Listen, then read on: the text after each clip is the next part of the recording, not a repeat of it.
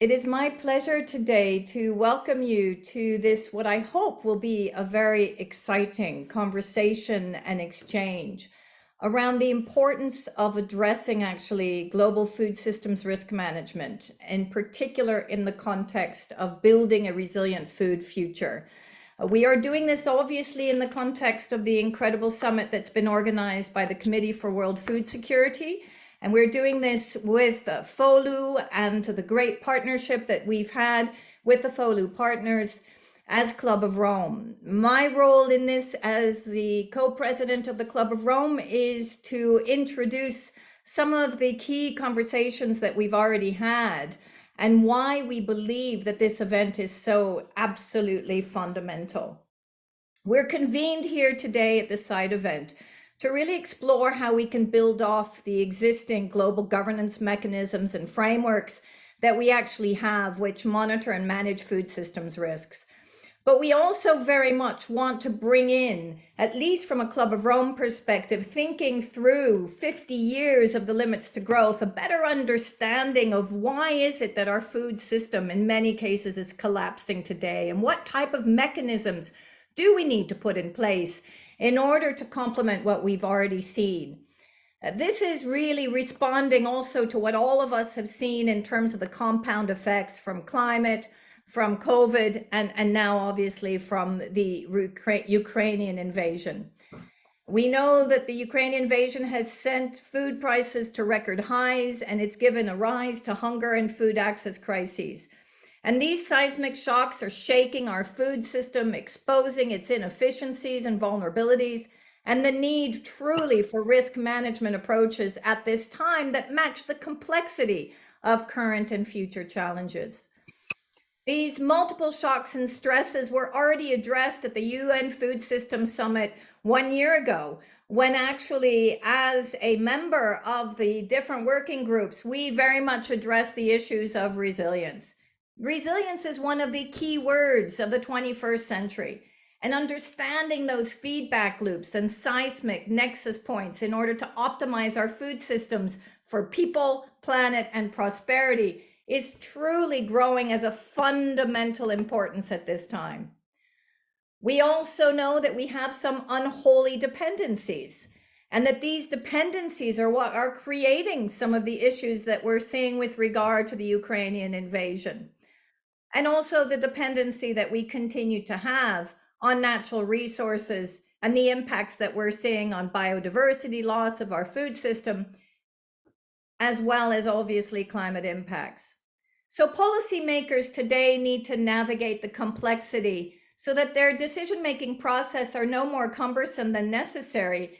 And actually we put in place some mechanisms to ensure that we enhance the stability within the food system as soon as possible. That's why we're convening this event. And we want to understand how we can actually address the short-term pressure points that we have today, but look at the long-term system shifts that we need for tomorrow, building much more resilience. So this event could not be better placed during this time of CFS meetings. Our aim is to engage CFS members and global thought leaders in identifying opportunities for the CFS, but also for others and partners to work together in order to better understand what type of stability mechanisms we need. We will examine, as I said, the current mechanisms, but also look at what we could expect in terms of potentially new risk management tools in the potential toolbox. And that's why we've brought together all of the incredible speakers that we have for you today, even though this is a very short event, so we'll be very compact. So let me now introduce someone who has been a real partner in crime, Martin Frick, who is very much leading many of the conversations through the UN Food Systems Summit. And we have been working together in addressing actually how we can move forward through the food system, building on the work of the UN Food Systems Summit, but also now Martin's incredible role at the World Food Programme in dealing exactly with these stress points that I've just pointed out today, and the difficulty in addressing humanity's need in this time to have access to food, no matter what crises hit it. So Martin, let me ask you for a few opening remarks. Well, thank you, Sandrine, and you already mentioned all the most important points. It is interesting to say and to recall that already in December last year, the World Food Programme spoke about the biggest humanitarian crisis since World War II, and that obviously was before one single shot was fired in Ukraine. At that point, we had 276 million acutely food insecure people, up from 135 million people in 2019. So that was December last year. Now we had 345 million people worldwide acutely threatened by hunger. And if that is not shocking enough, we are looking at a situation in 82 countries of the world. So obviously the interdependencies of our global food system, the consecutive shocks of too many wars, double as much as we had 10 years ago, of climate change, which is accelerating, and the impacts are being felt all around the planet, and the COVID crisis that not only costed a horrible human toll of almost 6 million dead, but it has also pushed so many countries with weaker economies deep into debt. We are estimating that the COVID crisis has costed a staggering $23 trillion. And as a consequence of that, so many countries today are struggling to pay for the US dollar to be able to buy goods in global markets. And they also struggle with the continuously high prices for food commodities, but also for energy and for transport. So in this situation, of course, the humanitarian support is an imperative. We need to support people worldwide immediately, but we also need to look into the medium and long-term transformation that decrease the vulnerability and that can build resilience against future shocks, because we know for certain the next wave of shocks will be coming, and next year is very likely to be again the hottest year on record. Thank you, Martin. And I think you've pretty much expressed the daunting task that we have before us. And so let's open up this conversation now. And Christina, could I ask you to take over and moderate the panel and to really unpack some of these key issues that we're seeing before us? Sure, absolutely. My pleasure. My name is Christina Rombitis Del Rio, and I'm a Policy and International Engagement Associate with the Food and Land Use Coalition. It's my pleasure to introduce our next panel that is really focused on predicting, preparing, and managing food system shocks. We want to take a look at what are the tools that we have to look at food system shocks, both in the near term and in the longer term. How do we assess the likelihood of the shocks? How do we assess their consequences, potential compounding effects and cascading impacts? And how do we take different kinds of impacts into account? So what are the tools that we have? And perhaps more importantly, what do we need to deal with increasing climate change, increasing conflict, many of the issues that were just raised? And then last, I hope I can get our panelists to address specifically the Committee on Food Security and what the Committee on Food Security can do better to help anticipate these shocks and stresses throughout the food system. I'm going to turn first to Ismahin El-Loufi, who is the Chief Scientist of the Food and Agriculture Organization of the UN. Ismahin, over to you. What are the tools that we have, and what more would you like us to have in the future? Thank you very much, Christina, and thank you for the invitation to join this seminar around really how could we kind of de-risk the agri-food system. And I think really both the two speakers, the opening remarks from Sandrine and from Martin, really told us what's happening. So we have to understand the agri-food system are very complex. So when you talk about the agri-food system at large, you are talking from everything pre-production, the production per se, and everything that happens afterwards. And for the longest time, I think we have been very narrow in the production per se, whereas sincerely, unless we think of it as a whole system, we can't de-risk it. We can't really predict the shocks nor address them properly.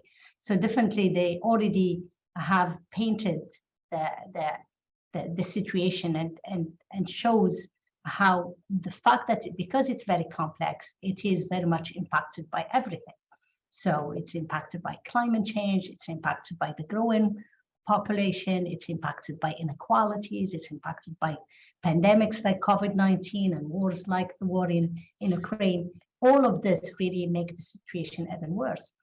And maybe before I address what are the tools we have, what we have to remember is really that the numbers are going up very, very badly. And that shows really that there is something wrong. The way we are addressing the issue of poverty and hunger particularly, and the way we are looking at the shocks, it's not making those shocks less. It's rather much higher. So the SOFI report in 2022, and the number was mentioned by Martin, says that it's 828 million people. But what is striking in my mind, it's not so much the number, which is huge, but rather how that number have grown so much over the last 2 years. So when we look at the number, we say that we have right now 828 people in 2021, which is an increase of 46 million from 2020 and an increase of 150 million from 2019. So this is what we need really to think about. It's the system as it is right now, built mostly around multinationals mostly, and concentration of production, concentration of input, concentration of trades as well. It's not working very well. And what we need to remember in all of this really is that when we look at the hunger, particularly, the conflict is the biggest problem. We talk about climate change and it's huge. And we saw it last few months in Pakistan and Nigeria and many other places. So it's climate change, it's definitely a culprit and we have to address it. But underneath it, most importantly, and that's what WFP has been saying, it's really conflict. So let's now talk about what do we have to address it? How could we really predict it? How could we use particularly science and innovation to reduce the vulnerability? And there, what I could say is that we have portion of it. So data is very important. We do have data that allows us a little bit to predict, particularly in climate change. We do have different methodologies and different modeling that allow us to understand a little bit what's happening from that particular area, but most of it, it's very long term. Our models work very well for 6 months and up. We are very hard to read. It's very hard to look at it in a shorter term, particularly the medium one, which we call seasonal. So agriculture is seasonal. So what we need to tell the farmers, it's really if a rain gonna happen at the germination time, which is about 2-3 months. Is it happening when you do your fertilizer? Would you have the rain, for example, if you are in the rainfall? And that's really the middle area in modeling for climate change that is missing. And we need more research to understand it better, because climate change crisis, like the one we saw in Pakistan, not only took away thousands and thousands of lives, but also millions and millions of livelihoods. And that also has to be kept in mind. In terms of other methodologies, I would say we need more and more data in all kinds of areas, and particularly in science, technology, and innovation. So for me, if you look at any county that have technologies versus a county that doesn't have it, they have a better way to produce more with less, and they have a better hands with that. The fact that they have already high yielding make their risk a little bit less, and that's really just to mention it. If we look at an African area, even very agriculture and very fertile area versus Europe, you still find that the African farmers will produce about 10% of what the European farmer will produce. And that in itself reduces the risk for the European farmers, for example. So I think there is part of the solution that has to do with really increasing the uptake of innovation in the South, particularly, so that we at least cover part of the yield gap that we have been talking about it. The other areas that maybe, yes, sorry, Christina, am I too long? Just one other thought, and then we'll come back to you for sure. Exactly. And the other thought that maybe I have to share with you, it's really a little bit shortening the cycle per se. When we talk about the agri-food system, the cycle as it is right now, or the value chain, it's way too large. The more we reduce it, the more we might have better ways to control the risks along the value chain. Over to you, Christina. Thanks. Fantastic. Really important points there about really it's conflict that's driving a lot of this. And that's, of course, hard to predict, hard to anticipate, the need for more data, especially seasonal forecasts. And we've seen the Secretary General put forward a very ambitious initiative to provide early warnings for all. We hope that will help provide some of that forecasting information for farmers, but also the complexity of value chains and the need for better understanding of those value chains and maybe more localized food systems for resilience. I want to turn next to Jim Verdon, who is part of the U.S. Agency for International Development team that manages the Famine Early Warning Systems Network, or FUSENet. I'm sure many of these themes resonated with you on data and anticipatory action. I guess I'd love to hear more of what your thoughts on where we are now in terms of coverage, in terms of anticipatory action, but also what better could look like. Jim, over to you. Thank you very much, Christina. And I think I'd like to focus my remarks in particular on how FUSENet is handling the question of climate hazards, which is such an important factor in the overall food security picture.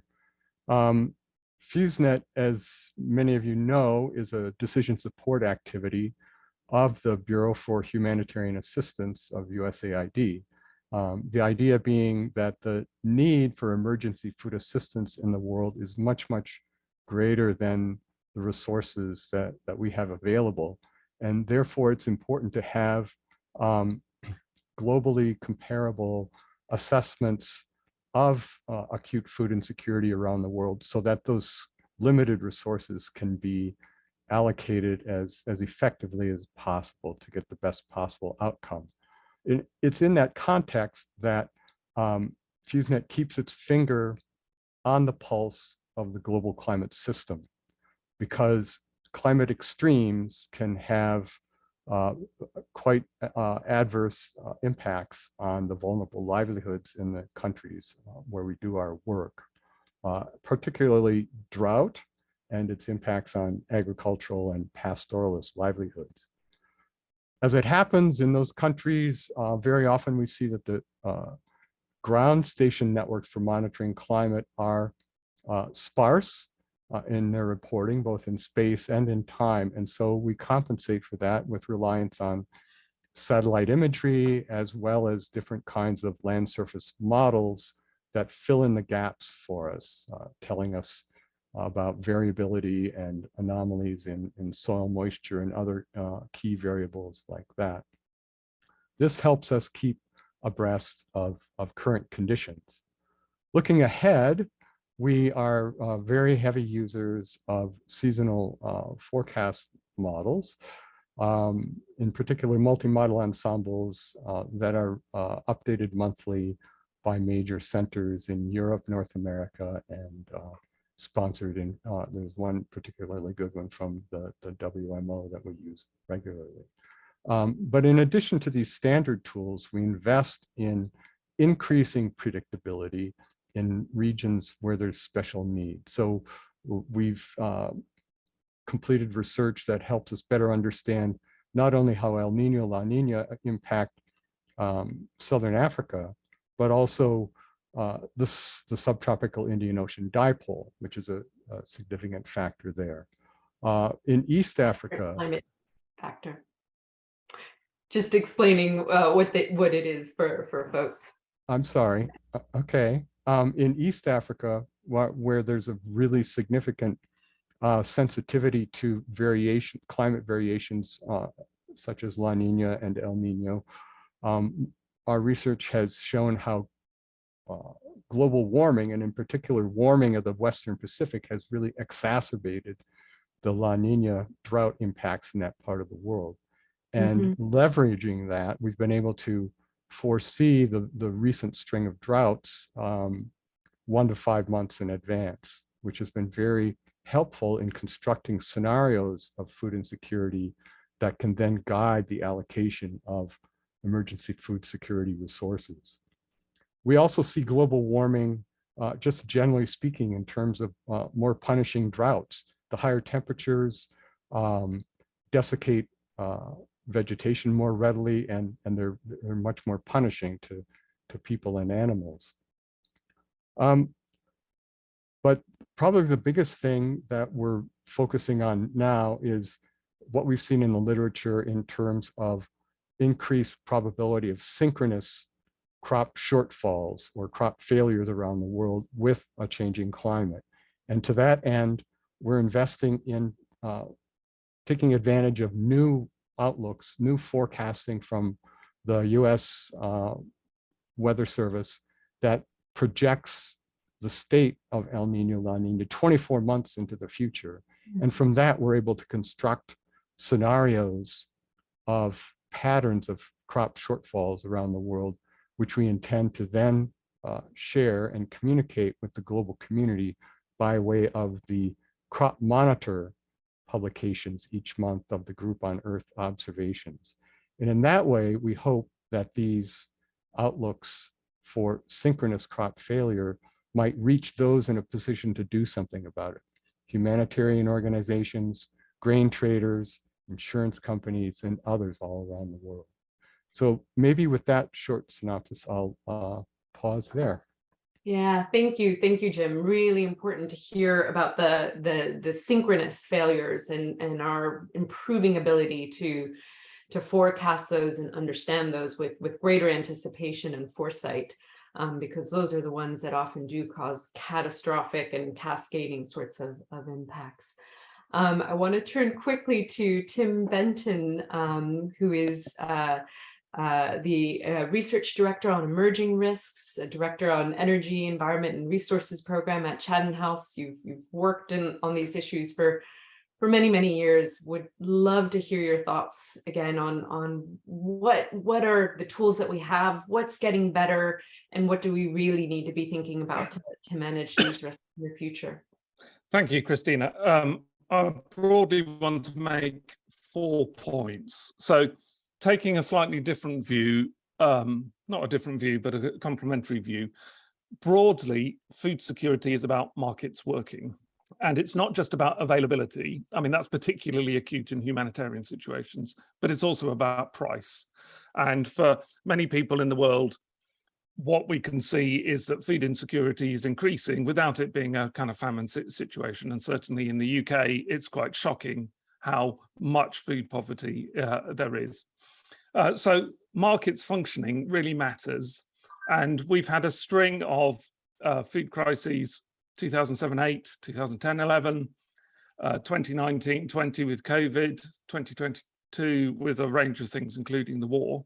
And the issue of how markets cease to work well when events happen and how risks cross borders and propagate has until relatively recently been an area where people haven't recognized the scale of the problem. So, you know, just thinking about Ukraine, the invasion of Ukraine, the blockade of the ports, it creates a local problem with food availability coming out of Odessa, but it's also interrelated with ships being in the wrong place, the increase in insurance costs of ships, all of that leading to runs on the market, poor policy, export bans being put in place, more runs on the market, and then food prices going up for everybody. So that's the sort of global cascading risk that I'm talking about. As Jim was talking about climate hazards, my framing of this area is that risk is a function of hazard, exposure, and vulnerability. And whilst we're getting a better handle on hazard, globally, exposure and vulnerability are filtered through complex socioeconomic conditions for which there is radical uncertainty. So to a certain extent, we won't ever be able to, or probably not with any certainty, predict future global food shocks. We can predict a shortfall in agriculture. We can predict, the consequences of some things, but how markets will respond and how politics will respond and the scope for interacting risks is huge. So my view is that we have to really start thinking about resilience of the global system. And that's very different, as Ismahan said, it's very different from thinking about resilience of agricultural systems. And, the properties from a systemic perspective, increasing diversity of production systems, supply chains, sourcing areas, bread baskets, increasing redundancy, food stores or digital virtual stores, increasing modularity, so we have fewer single points of failure, particularly in transport networks, and increasing substitutability, flexibility, agility, the ability to, if something goes wrong, marshal our forces and make sure that the market goes better. But my third point is that part of the issue is that demand and supply are growing faster than our ability to sustainably supply them without undermining the future ability of the planet to sustain us, from a nutrition and health perspective in the long term. And coincidentally, I was giving a talk last night at what used to be a kind of university college, now a big school, where Thomas Malthus was a professor, and I was shown Malthus's archive and Malthus's hut in the garden. And it really brought back to me that as a professor of ecology, population ecology, in my academic years, we are likely hitting a Malthusian crisis, that supply and demand can grow infinitely. Well, demand can grow infinitely. We can grow supply through intensification, but ultimately we live on a finite planet. And the demand side of the equation is something that we haven't collectively put enough thought into. Are we growing the right things to provide people a nutritious diet rather than simply creating demand through markets that leads to increasing waste and increasing consumption of the wrong sorts of hazards, the wrong sorts of food and so on. So I think in the mid to long term, we need to restructure markets to help deliver things that are better for people, planets and prosperity. So my final point is, well, what can the CFS do about this? Well, number of things. One is, I think, going beyond AMIS, and I'm a big fan of AMIS, the Agricultural Market Information Service, but it's very economic and agriculturally orientated. And actually, it's the geopolitics that we really need, the geopolitical analysis. Where's there likely to be a war? Where's there likely to be a trade war? Where might there be people movements that makes ports more difficult to export from, blah, blah, blah. Including analysis of the global supply through a very small number of really important supply hubs, choke points, we call them at Chatham House, such as the Suez Canal or the ports in the Midwest and so on. We should be helping collectively, and CFS plays a role in this, in reinvigorating the G8 L'Aquila agenda going back to 2009, because there's a lot in that we've only half kind of implemented and some we haven't at all. And we should be thinking how we can make our global trade system and the markets that fuel that trade system resilient.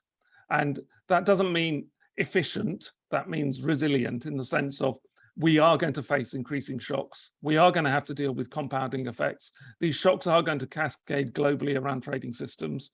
And it's not just simply how can we produce more as cheaply as possible, because that won't solve the issue. It is much more broad than that. Redundancy, modularity, diversity, and substitutability and flexibility and so on. Over. Thanks, Tim. That was a masterpiece in what we need to be thinking about above and beyond the production side of things, and really getting us to think about the system as a whole and how we manage this and the role of markets and the role of socioeconomics and how it's a much more complex system, becoming more complex every day. I want to give Jim and Esmahin a minute or two if you want to come back in to provide any specifics to what CFS should take up and look at differently in light of the discussion we've just been having. Are there any specific recommendations as we are here at the Committee on Food Security this week? It's a great opportunity to provide those recommendations and thoughts. Do either of you want to come in on that? Jim, you want to go first? Go ahead, please. Sure. Well, I see that I do have one relevant question in the Q&A box having to do with the weather information, and I'm thinking in particular it's the forecasts of drought and probably the ones that I mentioned in East Africa in particular, and how that would be useful for many other people besides just the planners of emergency food assistance. And we've recognized that, and in our work plan for the year ahead, the idea is to work with regional and national partners to get that information disseminated out to many different sectors in a timely way so that it can benefit other decision-making processes. Mm-hmm. And, to the extent CFS can, help promote that kind of interconnectedness and spreading of new innovation into other sectors and with a broader network of partners, I think that would be very beneficial and helpful to getting the most benefit as we can from the investment that's gone into developing some of these new tools. Over. Thanks. And maybe, Christina, from my side, I think CFS should push for a diversified portfolio, a diversified agenda. So as Tim said, I mean, anything with great concentration is bad. Be it one country producing too much of a commodity, be it transportation, be it processing, be it anything, fertilizer, you name it. So I think a diversification is part of the solution, and that diversification has to be across the whole agri-food system. So we need really to use data, not only for traceability, for food safety, but also to understand where we have too much concentration and how could we spread it more. And that's really what I meant by reducing the value chain of the agri-food system. It's a little bit look at the efficiencies wherever they are. Diversification could help us big time in terms of production per se as climate change adaptation, but also beyond that to really reduce the risk. Over to you. And CFS could take this, because if you want a diversification, you need a policy support. So if you make a policy to create a market, and it has been used a lot in the history, you could push for more diversification of local species, for example, and so on and so forth. So CFS has that power to influence and to talk to different countries in the region to induce policies that are pro-diversification. Great. Thank you for that. Thank you to all our panelists for sharing your thoughts. I think some fantastic recommendations have come out in terms of how we think about this issue at the food systems level, how we bring data and share it across what is the data that we need, and how we bring in diversification, redundancy, modularity into the thinking around food system resilience. I want to let the panelists and the participants know that we will have time for Q&A, so please do put questions in the Q&A box for all of our panelists that will stay on the line to answer those later. And now it's my pleasure to turn over to Ed Davey, my colleague Ed Davey from the Food and Land Use Coalition, to introduce our next speaker and panelists. Thank you so much, Christina, and thank you, colleagues. It's such an honor to have this chance to talk about these issues with all of you.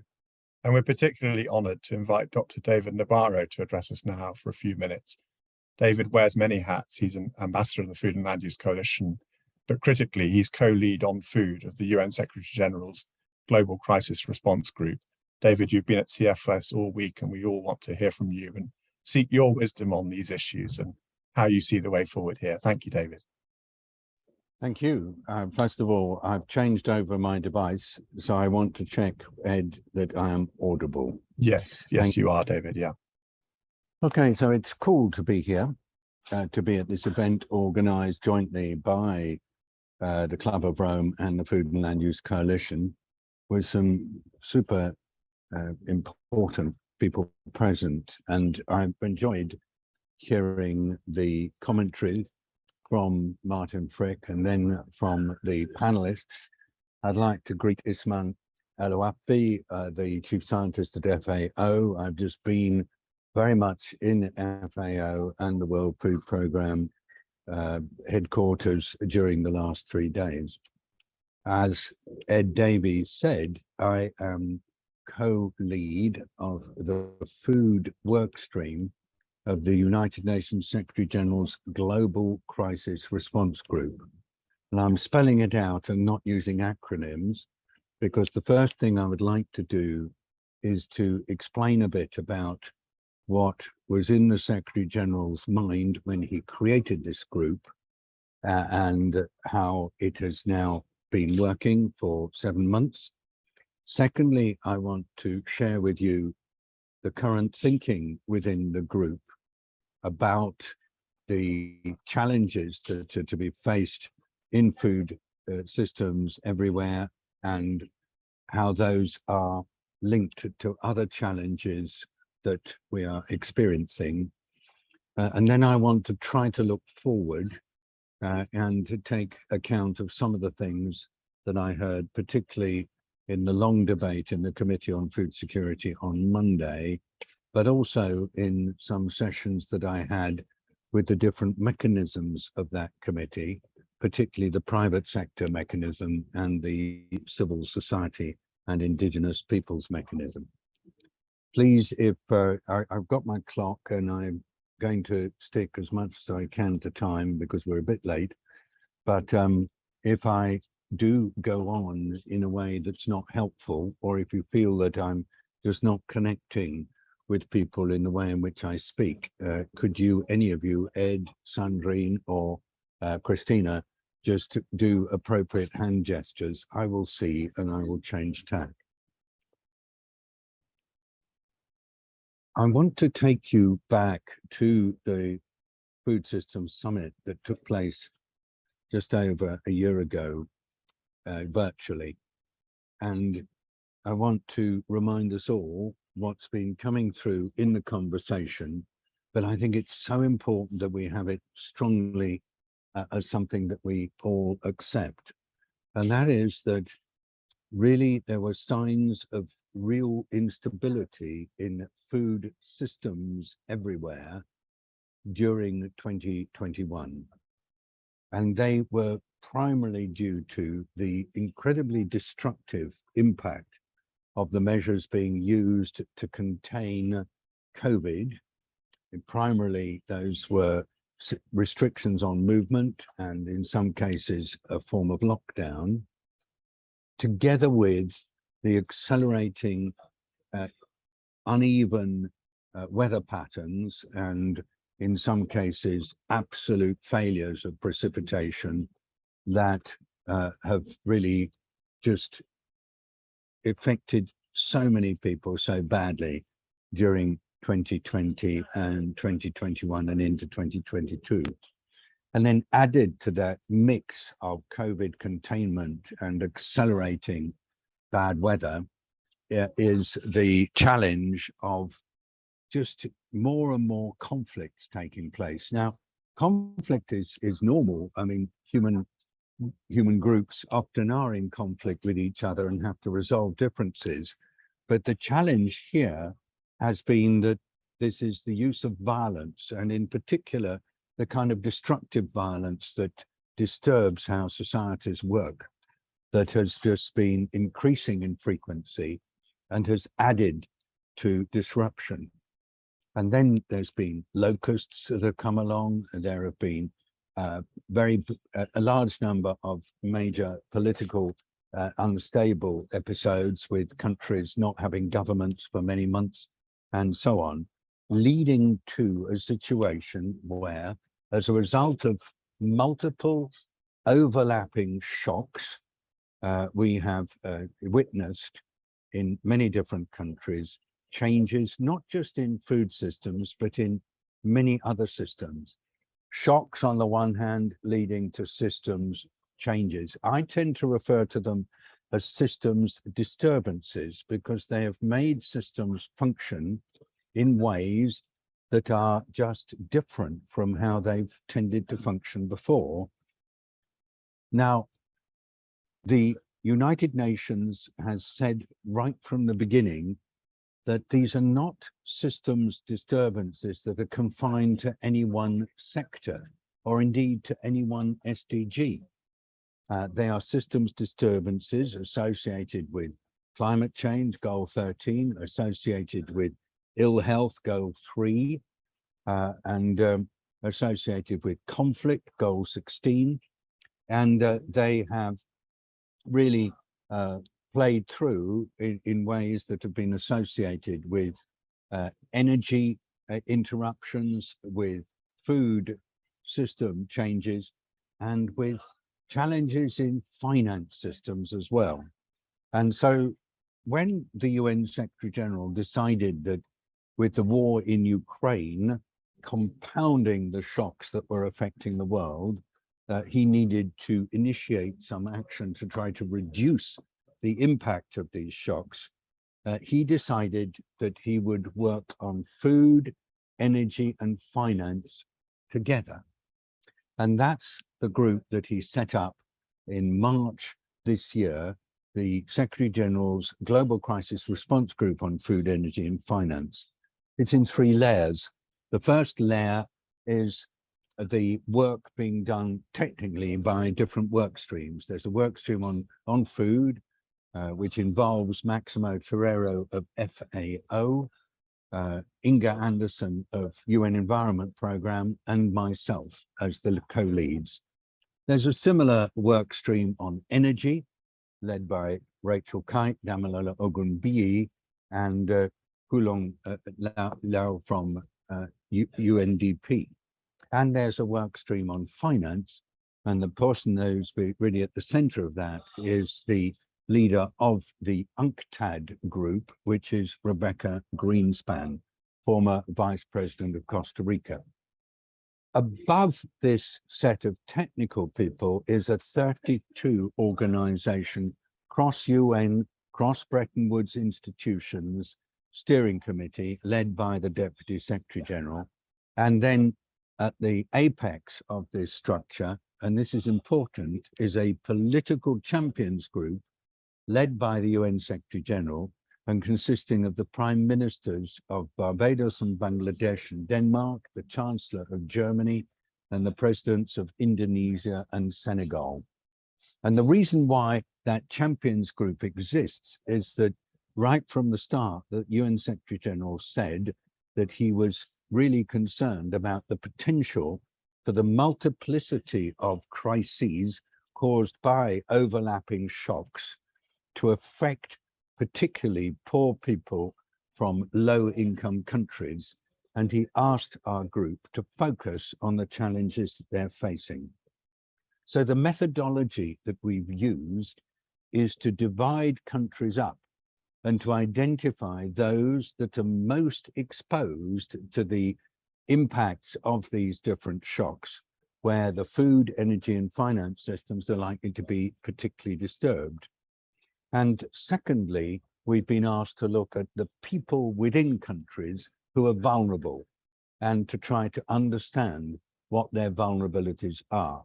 So just picking up on what Tim Bentham said, we're looking at exposure and we're looking at vulnerability. Now, to be quick, we assess that there are 94 countries that are heavily exposed. That's about 1.7 billion people. And that they are exposed in differing ways to the shocks and liable to have major disturbances in food, energy, and finance systems. But we're trying to get an understanding of the numbers of people who are vulnerable as a result of this exposure. And here is where our analysis, I think, is quite important. We conclude that hundreds of millions of people are vulnerable. And we can't put a precise finger on it in terms of numbers, but we believe that this vulnerability is associated with a major increase in the extent of poverty at household level. This is because of the increased price of food, but also the increased price of energy and the increased price of other items. So much so that there is an overall increase in price of multiple items linked to a reduction in the power of purchase of the income in people's pockets. In French, it's a reduction in the pouvoir d'achat, mostly because of devaluation in local currencies, leading overall to a situation where there are tens, perhaps hundreds of millions of people who are sliding into poverty. And these are people who've come out of poverty probably in the last 20 or 30 years. And this increase in poverty is associated with multiple threats. And in particular, it's requiring people to have to cope with much less cash in their pocket. They're able to buy much less. Now, these coping strategies include not being able to buy and feed to their families the full basket of nutritious food that they normally would do. And the result of that is that within households, there is a reduction in the consumption of nutritious food, but particularly by members of the household who are most dependent on this nutritious food, but who also may be those who are less easily able to navigate to get the food they require, and that's women and children.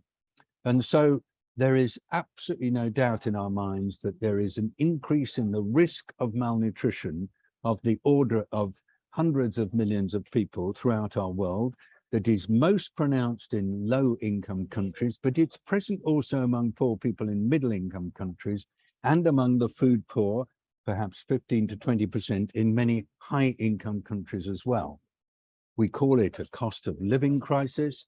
We refer to it as the global cost of living crisis. We say it's the worst in a generation, but we say that because it's a cost of living crisis, the responses need to be those that reduce poverty and reduce the risk that people have irreversible damage as a result. Reaching my conclusion, how is the United Nations and its partners dealing with this? The first thing we felt we had to do was to come out with a clear narrative that it is a cost of living crisis. Secondly, we had to stress that this means that a combination of relief work, of protection work, of resilience building, and of structural change is necessary. The structural change that was agreed during the Food Systems Summit, the resilience work to enable systems, food systems, production and consumption, as well as other systems in society to continue functioning despite difficulty.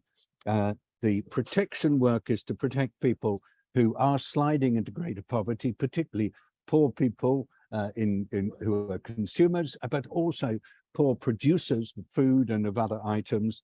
And then relief, because as you've already heard from earlier speakers, there is an increase in the number of people needing humanitarian relief. My final word is to say that unfortunately, out of the 94 most exposed countries, there are at least 40 who are in grave distress because they may well not be able to fulfill their debt servicing obligations.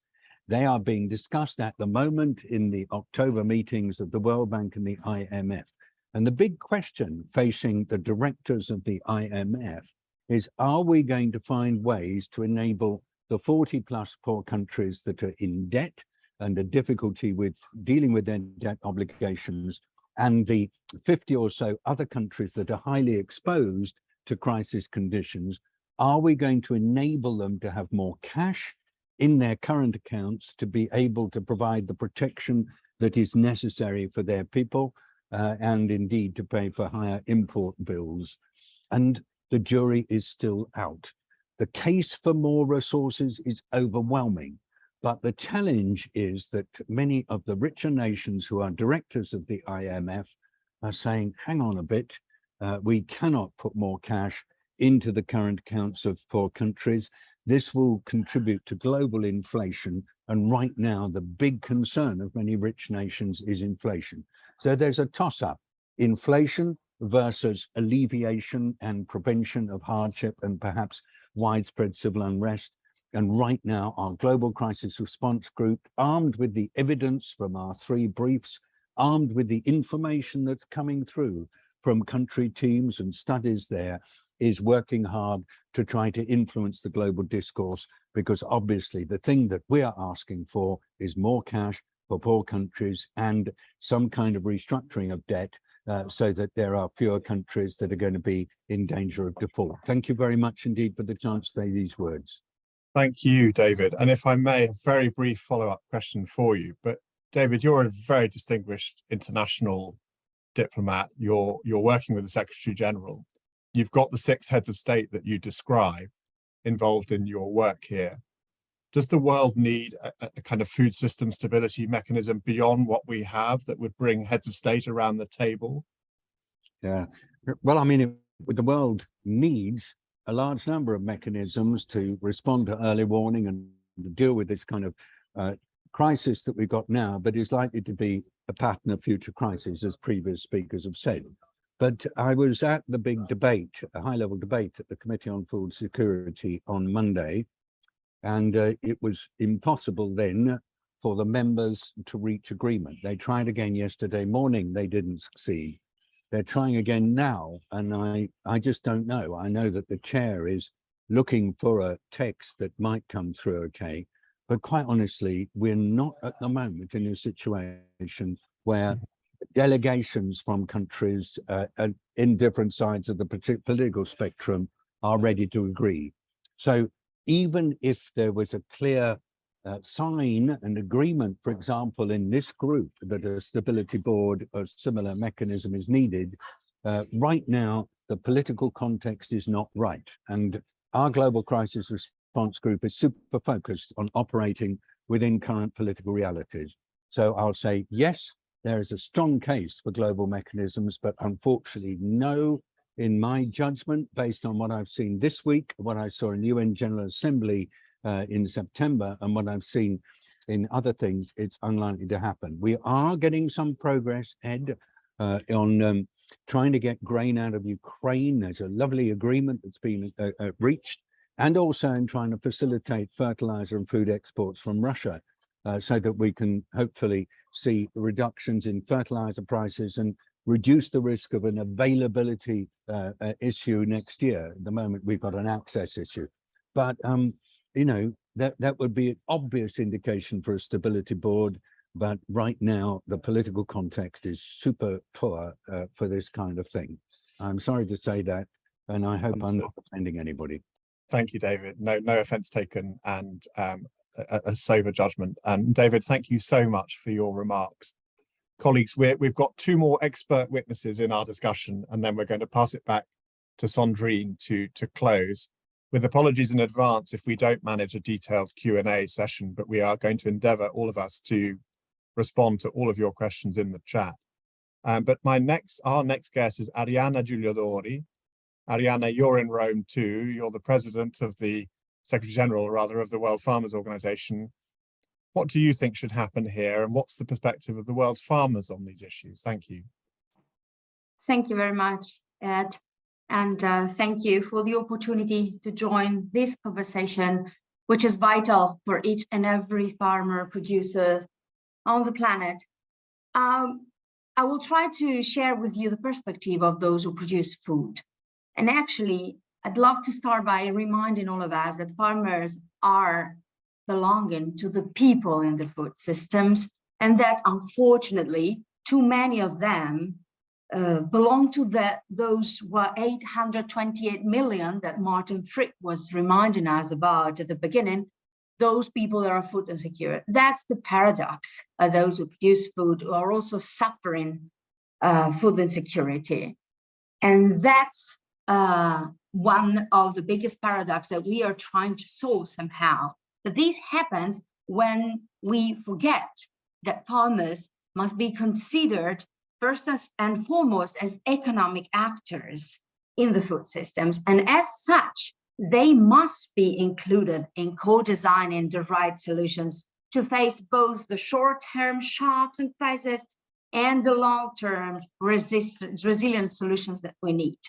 So based on this assumption that we have in front of us, people and economic actor, what the producers are trying to suggest is that we need a farmer-centric, a farmer-driven approach to succeed altogether. And by saying farmer-driven, we definitely do not mean that farmers own all the answers, but that farmers need to sit at the table and co-write, co-design the solutions that are needed in partnership, in authentic partnership with other stakeholders, and solidly anchoring in science whatever answer we're bringing to the table.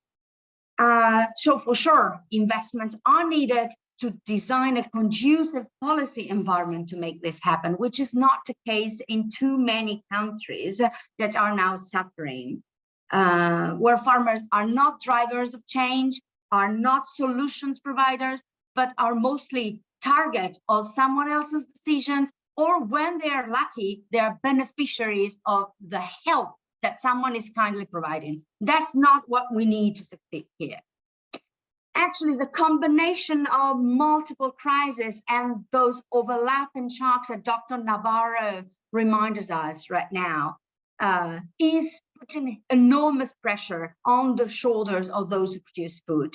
It's climate change. We heard climate change, it was already there, and then COVID, and now the conflict. And this adds complexity to an already complex situation where farmers are told to make one choice on the farm, and that choice has to serve all of these enormous challenges. And so I would say that if you consider food security, nutrition, biodiversity, farmers must make one choice and they must be coherent all at once with all of these. Are our data systems or our policy systems ready to provide answers and support to the farmers? Because on top of it, farmers are also delivering a fundamental role in keeping our communities alive. They keep not only our rural communities alive, but they also ensure that there can be a smooth flow and a right relationship between urban and rural areas. So all of this happen where with farmers having basically almost no power in the value chain. So we must call things for what they are. If we want to find solutions, we must focus first in putting farmers at the table. And this is a responsibility of the farmers themselves to step up and pretend their seat, but that's also something that must change around us. So we are so grateful for the opportunity that the farmers had through the World Farmers Organization and is having right now on the Global Crisis Response Group, where we shared unfiltered and very simple sometimes solutions that those people on the ground are putting in place to survive, because that's the point. It's a matter of life or death for farmers. And sometimes it's about shifting to organic fertilizers or manure, or it's about increasing the exchange farmer to farmer. It's about farmers' organizations stepping up and offering support and creating capacity. Very simple things that if really listened to and if very validated from the overall system might provide a piece of the answer, not all of it. But then, so that's one solution. And that's what we would love to see also happening at CFS, where it would be amazing, this is the CFS week, would be amazing to have the farmers, the producers of the world expressing their voice with their unique identity, contributing with all other voices to the solutions. The second point that I would like to mention about solutions. So first, sitting at the table. Second, diversify to minimize the risks. Diversify in terms of crops. We sow and we see farmers using improved varieties, but also traditional, indigenous ones. All of it, we must pursue and promote diversification. And farmers are diversifying also in terms of markets. We should have a balance between short and long value chains, for instance. We should pursue both at the same time. Strong local food systems and a smooth running of the international flow, for instance. And then third point, I told you, farmers are economic actors. The only solution that really matters in order for them to be able to produce food and keep on working is profitability. We must make sure that farmers are decently earning their living. And to do this, we must invest in the elephant in the room, which is rebalancing power in value chains. Because today, farmers are not even price takers in some times. They're basically, in some regions, even exploited, but in any case, they have no capacity to express their voice and influence how the value is shared. And then finally, a fourth point that I want to add is that we should innovate, and value tradition. And the two of them are the perfect combination. So back to my first point of diversifying for the farmers to have a seat at the table, we see as important to invest in the latest technologies, blockchain, IoT, as to invest in promoting local knowledge, indigenous knowledge. And that's necessary to obtain what I think is the fourth and most important point. Not only farmers will help solve the issue of producing food and nourishing people in this planet, feeding the people on this planet, but they will help us unlock the real potential of the farmers of generating a positive impact on nature by serving the needs of all of our society and by making this planet a healthier place. So that's the point. It's a real challenge and the farmers are ready to do their part. Thank you, Ed. Thank you so much, Arianna, for your brilliant and passionate set of points there. It's no wonder, dear Arianna, that you are Secretary General of the World Farmers Organization, and what a powerful advocate you are. Thank you. Our last expert colleague is Mira Markova, who is resilience expert at the UN Office for Disaster Risk Reduction. Mira, it would be very, very good to hear a few thoughts from you on this issue, the governance of the global food system, how to improve it to address this set of crises before us. Thank you, Mira. And thank you very much for having me. It is really a pleasure to be with you today and to represent the perspectives of the UN Office for Disaster Risk Reduction, UNDR. Indeed, at this side event of the 50th session of CFS, which is indeed taking place at a pivotal time for people and planet. And until now, UNDR has been a very active player at the Food System Summit, which took place last year. And we continue to support its follow-up mechanisms to date through engaging with some of its resilience-themed alliances. But as the custodian agency for the Sendai Framework for Disaster Risk Reduction, we believe that building resilience requires a whole of society, whole of government, multi-risk approach across systems and sectors, and the agri-food systems being particularly high on the agenda for us and in general, as we know that agriculture and rural livelihoods suffer disproportionately from disasters and from climate change and from the multiple cascading risks. And so in terms of opportunities for improvement, at UNDR, we're looking towards two main directions right now. First, we believe that risk reduction cannot occur in isolation. We know that nothing undermines sustainable development like disasters. Indeed, a flood like we've seen in Pakistan just the other day can undo decades of progress in a matter of just hours. But we also know that 90% of all major disasters that have taken place over the past 20 years are linked to climate change. And so the current climate emergency is making sustainable development unattainable. And the poorest and the most vulnerable are increasingly pushed to the edge. And here I would like to absolutely echo the World Farmers Organization plea to put farmers around the table, as indeed they are very often amongst those people that are very quickly pushed to the edge. And for us in this complex risk context, we say that we need to focus more on risk-proofing our development pathways if we want to build resilience. And this is especially true for food systems. Then the second point is that we would like to call for common action to de-silo and to bring together DRR, climate change adaptation, humanitarian action, especially in these highly vulnerable and fragile contexts. And in this, we think that it is particularly through a focus on vulnerability reduction that this can be a common denominator.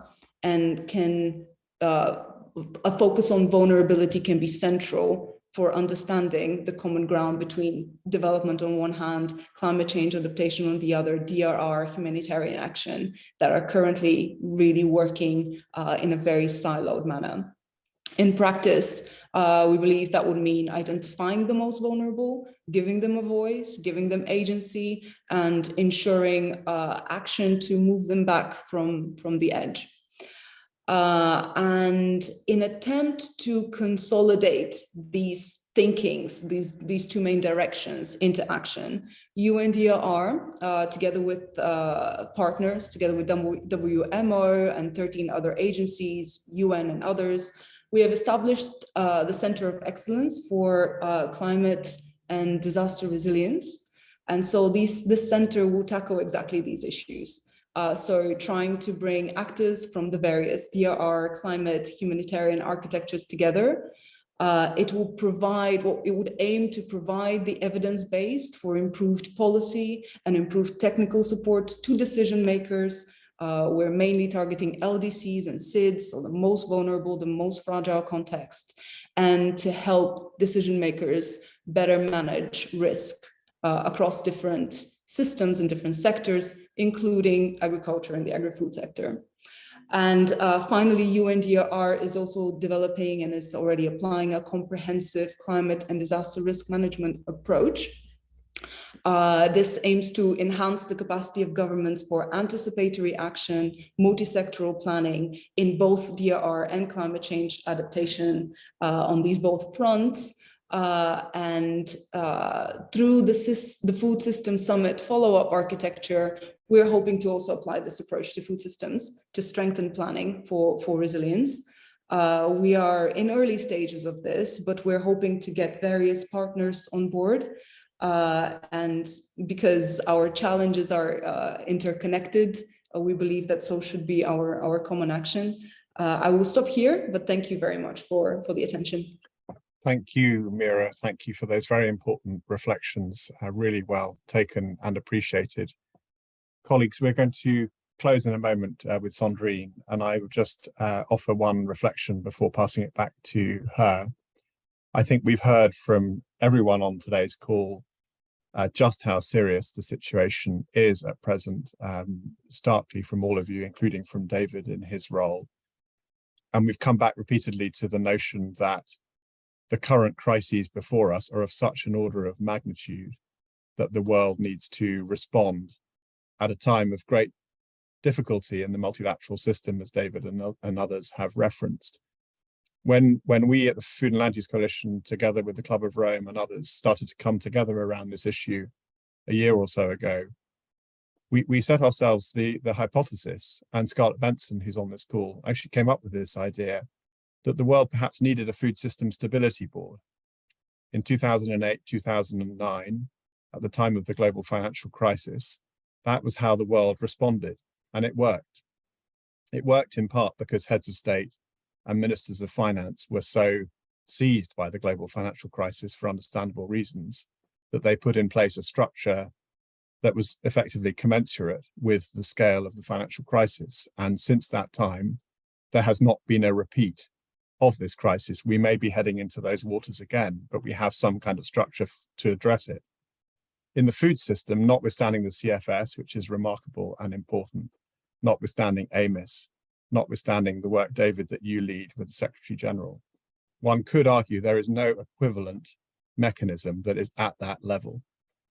And the exam question before us today, in a sense, was to explore that. And I think everyone who's spoken from every perspective has lent a huge amount of richness and expertise and wisdom to this discussion that we would very much and with humility like to continue with all of you. So thank you very much for joining. And it's my great pleasure to pass back to Sandrine to close for today. Thank you, Sandrine. Well, thank you, Ed. And I think you've pretty much given us the necessary closing remarks. I want to thank everyone that has taken the time this evening for us here in Europe to join us for this conversation. And as Ed said, I think we very much realized already at the UN Food System Summit, when this was proposed as one of the deep solutions for the resilience action track, that it was absolutely fundamental as we were facing at that time, not even the Ukrainian invasion, but looking at the compound effect of COVID and also of climate. We've now gone through the worst pandemic we've ever seen and the compound effects of climate already just this past summer, whether it be Pakistan all the way through Europe because of drought.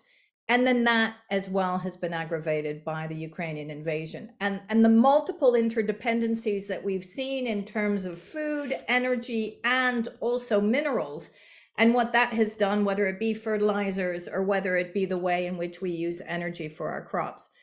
So what many of you have said is we are in a situation of such deep complexity and interrelationships. We need to have a systems approach. We also need to have a better linked up approach between all the incredible work and the different mechanisms that we already have. And as Ed indicated, the reason why we thought about some type of stability mechanism was because the financial crisis was also a result of interrelated crises. And it brought together thinking around how do we ensure some level of stability and build resilience for the future. So let's keep that in mind as we move forward. None of us have a specific answer. It may not be a stability board. It may be, as discussions we've had with you, David, or others, a series of different mechanisms, but that are so linked up and joined up and understand the need to optimize the systems and also react quite quickly, both to the crises at hand, but also in building the resilience across the shorter and longer value chains, as many of you have indicated we need to address. So that's really what was the purpose of this. It is absolutely to create a community and to ensure that we continue a discussion to try to resolve one of the greatest complex challenges that we have before us. And I will finish with this. Through the book that we've just actually published, Earth for All, A Survival Guide for Humanity. And interestingly enough, David and Ed, having just referred to the IMF, I've just seen actually the backdrop of one of the IMF panels right now, talking about, is it too late? Or actually, can we truly move forward with some real long-term thinking? Too little, too late is not an option. We now have to think about how we can truly put in place the giant leap, and what does that look like? And those compound effects I just want to bring in are also aggravated by deep poverty and inequality, exactly as David indicated, and need to be addressed. Any of the food system solutions need to take into consideration those two very clear elements, which continue to destabilize the food system overall. And one last point, which is the geopolitical point that was made so well by Tim. Because right now, as we can see, our food poverty and energy poverty is aggravating the potential for continued democratic processes across different governments and enhancing the disenfranchisement between rural communities and urban communities, and the pushback against certain governments and the potential to move towards populism. Once again, the need for stability also has very deep geopolitical impacts. So this is not just about a food system. It is about actually the lifeline that will actually ensure that we do have more stability and more resilience as we move forward in our 21st century challenges. So I would like to finish with that, because I feel that there was so much richness in this discussion. And build on that richness. We will send to all of you who would like both further responses to the questions that we have not answered, but also this the outputs of this particular conversation, and hopefully the recording as well. And we wish you all very safe journey wherever you are traveling to. And for those who are not traveling, to stay safe. And thank you very much for joining us.